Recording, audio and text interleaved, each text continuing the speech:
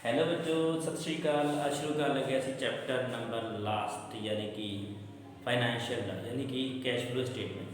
सब तो पहले देखो कि कैश फ्लो है की चीज़। देखो जो ਅਸੀਂ कोई मशीनरी खरीदीए या कोई भी एसेट्स खरीदते हैं कि खरीद के की होंगे साड़ी कोई जो सारा पैसा होंगे वो चला जाता है। पैसे ਨੂੰ ਜਾਣ ਲਈ जो पैसा चला गया अब साढ़े को जो कैश ਸੀਗਾ वो चला गया ਉਹਨੂੰ ਕਹਿੰਦਾ ਹੁੰਦਾ आउटफ्लो। ਹੁਣ ਸਾਡੀ ਤਾਂ ਮੰਨ ਲਓ ਇੱਕ ਪੁਰਾਣੀ ਖਟਾਰਾ ਮਸ਼ੀਨ ਸੀ, ਬੇਕਾਰ ਮਸ਼ੀਨ ਸੀ, ਉਹ ਅਸੀਂ ਵੇਚ ਦਿੱਤੀ। ਵੇਚਣ ਤੋਂ ਬਾਅਦ 'ਚ ਜੋ ਸਾਡੇ ਕੋਲ ਪੈਸਾ ਆਇਆ ਉਹਨੂੰ ਕਹਿੰਦੇ ਆ ਇਨਫਲੋ। ਆਊਟਫਲੋ ਮਤਲਬ ਪੈਸਾ ਗਿਆ, ਇਨਫਲੋ ਦਾ ਮਤਲਬ ਪੈਸਾ ਆਇਆ। ਕਰੈਕਟ। ਹੁਣ ਦੇਖੋ ਇਹਦੇ ਵਿੱਚ ਤਿੰਨ ਹਿੱਸਿਆਂ 'ਚ ਡਿਵਾਈਡ ਹੁੰਦਾ कैश फ्लो। तीन हिस्सों में डिवाइड होंगे। पहला क्या होगा ऑपरेटिंग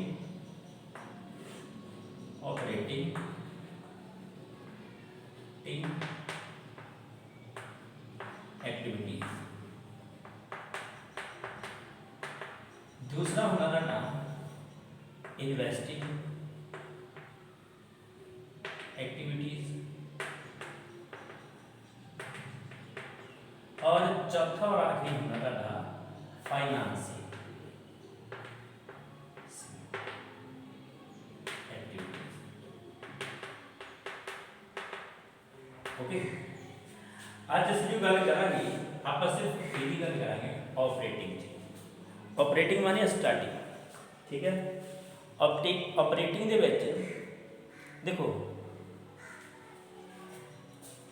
पहले आप ऑपरेटिंग करिए, लेकिन मैं दसदा कि दो जो फाइनेंस इन्वेस्टिंग वजदियाँ हैं ये दो ही चीज़ें आती होंगी, सिर्फ दो चीज़ा, या तो एसेट्स परचेज होगी, फिक्स एसेट परचेज होगी, या फिर सेल होगी। और फाइनेंसिंग का मतलब होंगे पैसों का जुगाड़ करना, मतलब पैसे आप किदा लेके आवांगे, इशू करांगे, इक्विटी शेयर इशू करांगे, डिवेंचर इशू करांगे, या डिवेंचर जो साढ़े को रिडैक्शन करांगे, है ना।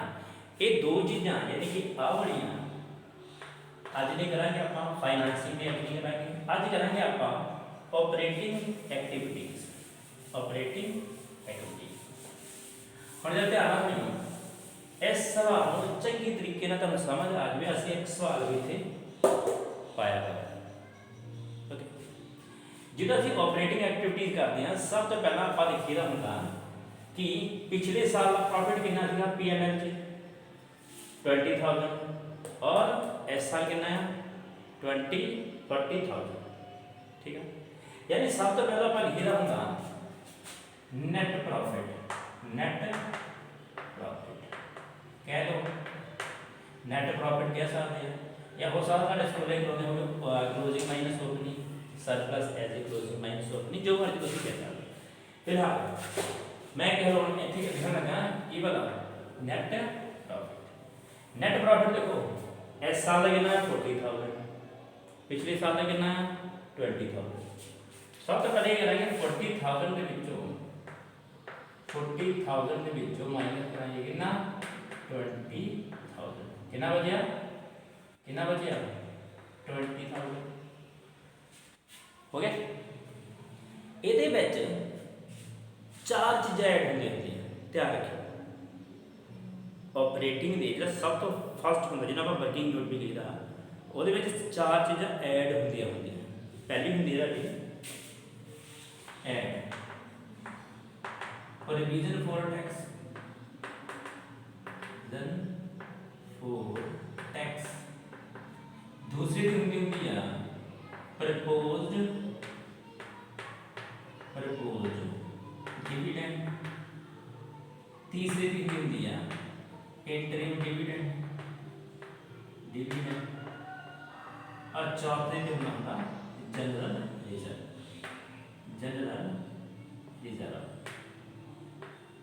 ध्यान रखिए जनरल रिजर्व कितने बहुत ज़्यादा बेटर होगा। ओके, तो ऑपरेटिंग जो आप वर्किंग नोट करीदा वो सिर्फ और सिर्फ चार चीज़ा ऐड होंगे, समझे कि general reserve, provision for tax, propose dividend interim dividend ਸਿਰਫ 4 ਚੀਜ਼ਾਂ ਨਾਲ ਤੁਹਾਨੂੰ ਮਤਲਬ ਹੈ। ਤੁਹਾਡੇ ਵਿੱਚ ਕੁਐਸਚਨ ਦਿੱਤਾ ਹੋਣਾ, ਤੁਸੀਂ ਸਿਰਫ 4 ਚੀਜ਼ਾਂ ਛੱਡਣੀਆਂ, ਕਿੱਥੇ ਕਿੱਥੇ ਲਿਖਿਆ ਹੈ, ਠੀਕ ਹੈ।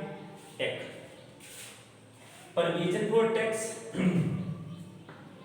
करंट ईयर करना, प्रपोज डिविडेंड करंट ईयर करना, जनरल रिजर्व उदो ही लवांगे जो जनरल रिजर्व साडे को इनक्रीज हो, मतलब ज़्यादा हो, बढ़ गया हो।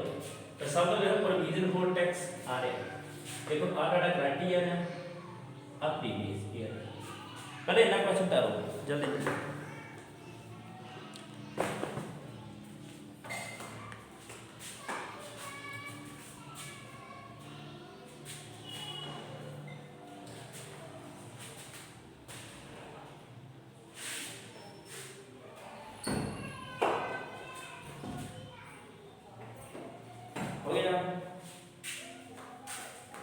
ओके देखो सब तो पहले देखो ये हाँ जी प्रोविजन फॉर टैक्स केड़ा प्रोविजन फॉर टैक्स लवांगे आप करंट ईयर का, तो करंट ईयर जो 1 2 3 कितना है 10,000 कितना हो बोलो 10,000। उस तो बाद लिखा प्रपोज डिविडेंड, प्रपोज डिविडेंड ध्यान रखो ये प्रपोज डिविडेंड प्रीवियस ईयर का नाम, प्रीवियस ईयर का प्रपोज डिविडेंड है 10,000, इतने लिखा तुम 10,000। नेक्स्ट इंटरिम डिविडेंड आ रहा है, इंटरिम डिविडेंड कितना है 10,000, इतने लिखेंगे 10,000। ओके लास्ट ये होगा जनरल रिजर्व, देखो जनरल रिजर्व आ रहा है, देखो इंक्रीज हुआ पिछले साल 10,000 थी, इस साल 20,000 हुआ, यानी कि 10,000 इंक्रीज हुआ। जे जनरल रिजर्व इंक्रीज होगा तो तुसी लओगे, जे डिक्रीज होया फिर नहीं लवांगे। इन केस भी आप कितने भी नहीं लवांगे, ठीक। तो जनरल रिजर्व कितना है अपने को बोलो 10,000, ठीक। तो आप सारे टोटल कितना 10 हो गया 40,000, इन्हें सारे ऐड किया कितना गया 60,000, ठीक है। उस तो बाद एक चीज लैस होंगी वो होंगी है रिफंड ऑफ टैक्स, देखो लिखा कितने रिफंड रिफंड रिफंड इतने है नहीं, इतने है नहीं, इतने है नहीं, इतने है नहीं, इतने है नहीं, इतने भी है नहीं, इतने है नहीं, लॉस आ रहा। इनकम टैक्स रिफंड कितना 10,000, ये लेस करेंगे, लेस इनकम टैक्स रिफंड कितना है रिफंड 10,000, वजह की वजह अपने को कितना 50,000।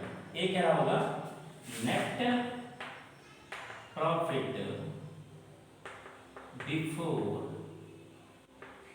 टैक्स, पहला सिस्टम खत्म होया, यानी वर्किंग लोड खत्म होया, ठीक है। अगर तुम ध्यान ना देखोगे तो ये बहुत ईजी होंगे, ईजीली समझ आएगा तुम, ठीक है। एक बार रिपीट करना, सब तो पहला देखो प्रीवियस ईयर का प्रॉफिट कितना सी, करंट ईयर का कितना है, तो करंट ईयर जो प्रीवियस लैस करता जो बचे 4 चीज़ें ऐड करा की general reserve plus provision for tax current year का, प्रपोज डिविडेंड प्रीवियस ईयर का, और इंटरिम डिविडेंड जस्ट जिदा है उतना ही ऐड कर देंगे।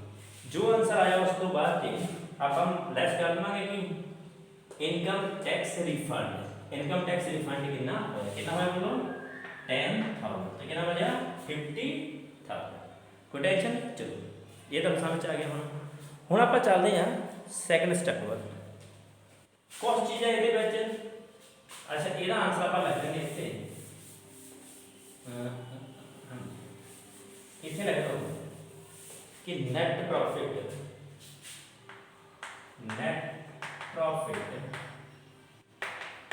बिफोर टैक्स कितना है अपने को आया 50,000,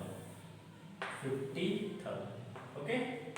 अच्छा हम ये कुछ चीज़ा ऐड हो गई, कुछ चीज़ा लैस हो गया। नैक्सट स्टैप नैक्सट स्टैप हमारा ऐड करेगा होंगे, या ऐड वाले बाद चक्कर आगे पहले लिखेंगे non cash item, non cash and non operating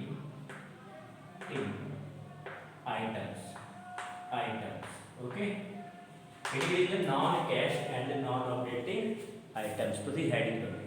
okay, ਉਸ ਤੋਂ ਬਾਅਦ ਜੀ ਹੁਣ ਇਹਦੇ ਵਿੱਚ ਕੁਝ ਚੀਜ਼ਾਂ ਐਡ ਹੁੰਦੀਆਂ। ਦੇਖੋ ਐਡ ਕੀ ਹੁੰਦਾ, ਸਭ ਤੋਂ ਪਹਿਲਾਂ ਦੇਖੋ ਗੁੱਡਵਿਲ, गुडविल आज भी पेटेंट आज भी वगैरह वगैरह। और गुडविल ध्यान रखिए लिखा होगा ब्रैकेट से अमॉर्टलाइज, अमॉर्टलाइज नहीं भी लिखा होगा, ठीक है। गुडविल हो गया, अगला होगा डेप्रिसिएशन, डेप्रिसिएशन नेक्स्ट होना होना है बच्चे। उस तो बाद चलना होगा loss on sale of assets, अगला आना होगा ताड़ा increase in provision bad PBD, अगर इंक्रीज होया तो तुम वो लाओगे। हम चलो क्वेश्चन देखते हैं, आप ध्यान देखिए। सब तो पहले क्या कहता गुडविल अमॉर्टलाइज, ध्यान रखिए थे पेटेंट्स भी हो सकता, ट्रेडमार्क भी हो सकता, तब कंफ्यूज ना।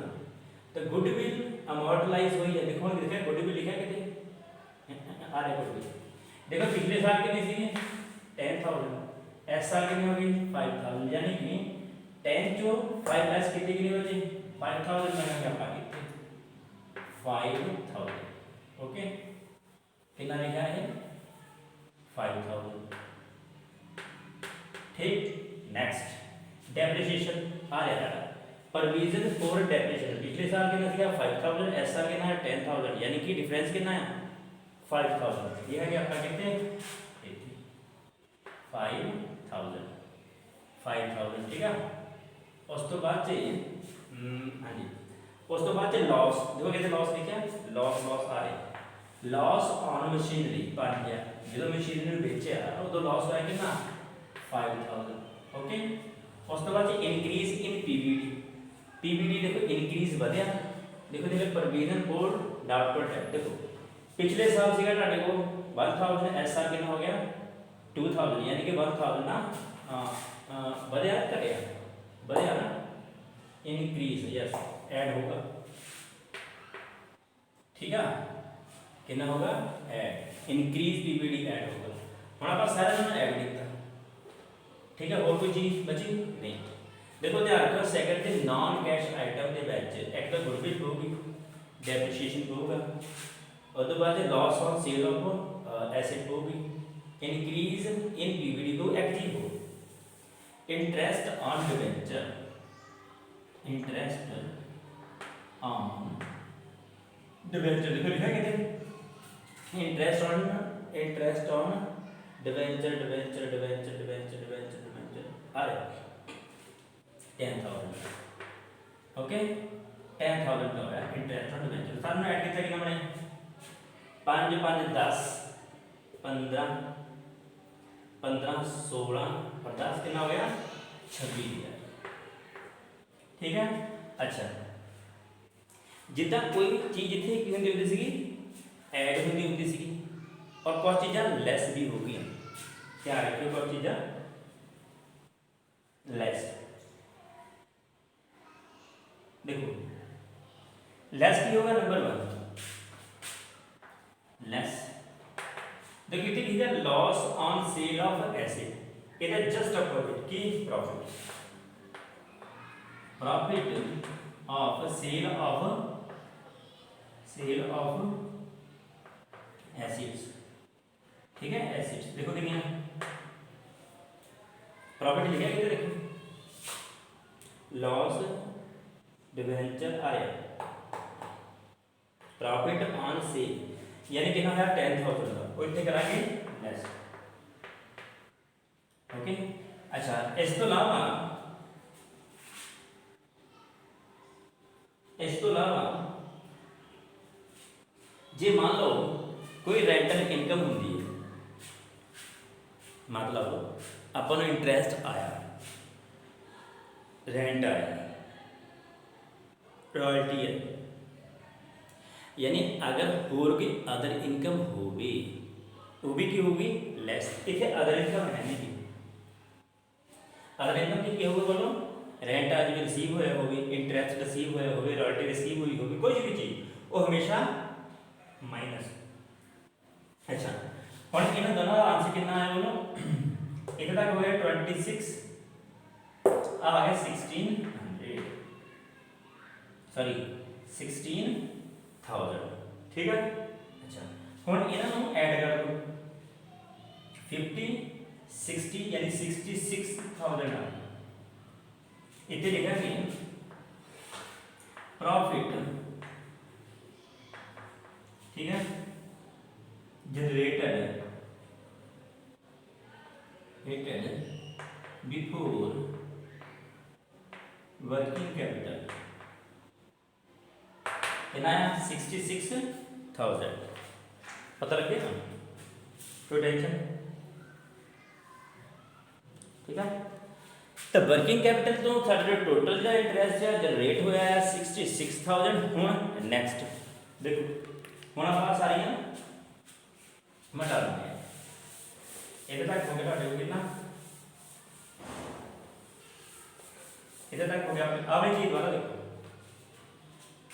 प्रॉफिट या कैश फ्लो है cash flow before working capital कितना है बोला देखो 66,000 कितने लिखा ओके। अच्छा अगला देखो अगले में चुनी है दो चीजें एसेट्स लायबिलिटी एसेट केड़ियां current asset non current asset नहीं सिर्फ करंट एसेट करंट एसेट तुहाडे डेटर हो सकती है इन्वेंटरी हो सकती है बिल रिसीवेबल हो सकती है ठीक है। देखो अगर तो देखो ये दो चीज़ें हम इतने होंगे ऐड और इतने करो लेस ऐड की होगा देखो इंक्रीज लायबिलिटी और डिक्रीज की होगा करंट एसेट की होगा डिक्रीज हो गए और लायबिलिटी की हो गई इंक्रीज हो गई और क्या होगा ऐड और ये जस्ट उल्टा अगर डिक्रीज हो गई कि करंट लायबिलिटी और इंक्रीज की हो गई करंट एसेट का माइनस होगा ओके। हुण इहदा ध्यान रखो इहदे विच कितनियां एसेट्स है कितनियां लायबिलिटी है देखो एक किताब में तो ठीक बिल रिसीवेबल अच्छा उस बाद जी एक इतनी लिखी हुई है बस और कितनी भी है। सब तो पहले इन्वेंटरी देखिए पिछले साल से इन्वेंटरी यानी कि अपनी एसेट पिछले साल एसेट से 40,000 में इस साल हो गए 50,000 में बढ़ गई घटी इनक्रीज होया तो इनक्रीज इन एसेट की होगा लेस कितना 10,000 इतने कितना आ जाएगा कि लिखा गया आपका की होया है इन्वेंटरी ओके इन्वेंटरी इतने लिखेंगे इन्वेंटरी कितना 10,000 लेस में हमेशा ब्रैकेट से लिखो बिल रिसीवेबल लिखो पिछले साल से 30,000 इस साल कितना हो गया 20,000 डिक्रीज हो ना डिक्रीज इन एसेट हुई ना ये होगा ऐड बी आर कितना होगा ऐड कितना है बिल रिसीवेबल रहा 10,000 ओके। नेक्स्ट ट्रेड पेएबल यानी लायबिलिटी है पिछले साल कितनी सी 10,000 दी इस साल कितनी है 20,000 इंक्रीज डिक्रीज इंक्रीज हुआ 10,000 का इंक्रीज इन लायबिलिटी ये भी ऐड कितना ट्रेड पेएबल कितना 10,000 ओके 10,000। नेक्स्ट आखिरी प्रीपेड एक्सपेंसेस ये भी साडी एसेट है पिछली बार कितनी थी 20,000 दी इस बार कितनी है 30,000 दी पिछली बार 20,000 दी थी इस साल 30,000 दी है यानी बढ़ी है ना अपने एसेट बढ़ी है ना उन्होंने घटा दो माइनस कर दो इतने कितना आ जाएगा माइनस से कितना आ जाएगा हाँ प्रीपेड एक्सपेंस कितना प्रीपेड एक्सपेंस अपने को कितना सी 10,000 ठीक है। हम देखो जे आप इनू ऐड करिए और इनू ऐड करिए तो आंसर कितना होगा 0 आंसर कितना होगा 0 अब आंसर 0 नहीं कुछ हो लेके आप मान लो बिल रिसीवर 10,000 आना इतने बिल रिसीवर 10,000 ऐड होए ना इतने 20,000 एक जीरो 10 कर दो इतों थोड़ी इतने हो जाएगा कितना डिक्रीज इन इतने हो जाएगा 20 क्योंकि हम तक सेम होने से हम देखो सारे जो आप सारे ने जोड़िया इतने कितना हो गया 30 इतने कितना हो गया 20 माइनस दे यानी 10 बचा कितना 10,000 पॉजिटिव ठीक है तो कितना आ गया अपने सारे जोड़े 76,000 ओके 76,000 हुण देखो आखिरी स्टेप आ गया लास्ट ये करीदा होंगे देखो इतने लिखा है इनकम टैक्स पेड हाँ जी provision for tax previous year का लो कितना है इतने लिखा है टैक्स पेड कितना 20,000 और रिफंड कितना होया सीगा रिफंड होया सी अपने को 10,000 इतने लग गया कितना 10,000 तो टोटल इनकम टैक्स कितना पेड होया 10,000 माइनस ठीक है नहीं तो इतने लिखेंगे cash flow from operating activities कितना आ गया 76,000 पहला स्टेप खत्म हो गया 3 स्टेप होंगे ऑपरेटिंग दूसरा इन्वेस्टिंग तीसरा की हो गया डाटा फाइनेंसिंग ओके मैं एक बार फिर तो दसदा स्टेप नंबर 1 च पहला प्रीवियस ईयर का प्रॉफिट देखो कितना तो करंट ईयर देखो दोनों ने पहले लैस करो एक उस बाद फिर चार्ज जे जोड़ांगे आप कि जनरल रिजर्व इफ इनक्रीज जे बढ़ता है तो दूसरा की प्रपोज डिविडेंड केड़ा प्रीवियस ईयर का तीसरा इंटरिम डिविडेंड और चौथा प्रोविजन फॉर टैक्स किहड़े ईयर का करंट ईयर का और जो आंसर आया टोटल आप लिख देवांगे हैडिंग देवांगे प्रॉफिट बिफोर टैक्स उस बाद फिर आप ऐड करते होंगे cash and non cash item ठीक है और सब तो पहला गुडविल अगर घटी तो गुडविल होगी फिर डेप्रीशिएशन ऐड होगा उस तो बाद इंटरेस्ट ऑन डिवेंचर ऐड होगा ठीक है कि नहीं अगर मैं नहीं लिखा तो मैं लिख लो इंटरेस्ट ऑन डिवेंचर ऐड होगा उस तो बाद और की ऐड होगा कोई भी लॉस हो वो ऐड होगा ठीक है कि नहीं अगर इनक्रीज इन पीवीडी है बैड डेब्ट इंक्रीज होता है यानी पिछले साल कितना सीगा 1,000 इस साल कितना हो गया 2,000 इंक्रीज हो गया ना 1,000 लिखांगे उस तो बाद जेकर आप हाँ लैस किहड़ा करांगे अगर प्रॉफिट कोई भी होया चाहे आप मशीनरी बेच के होया चाहे आपां किसी बिल्डिंग दी ਉਹਦਾ रेंट आया आपां कुछ भी आया वो की करांगे हमेशा लैस करांगे उस तो बाद है ना तुहाडा प्रॉफिट जनरेटेड बिफोर WC यानी वर्किंग कैपिटल तो पहला हुण ध्यान रखियो ऐड की होगा लैस की होगा हालांकि मैं करा चुका अगर ध्यान रखियो जे साडी करंट एसिड्स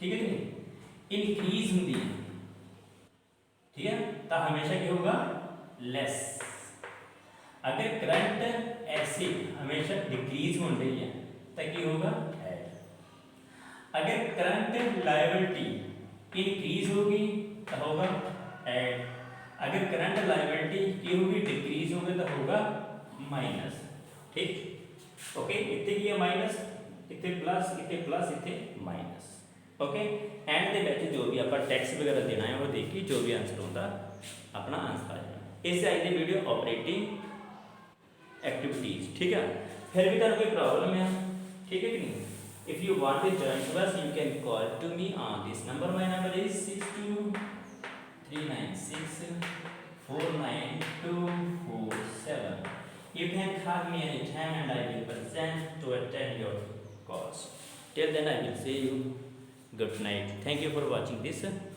video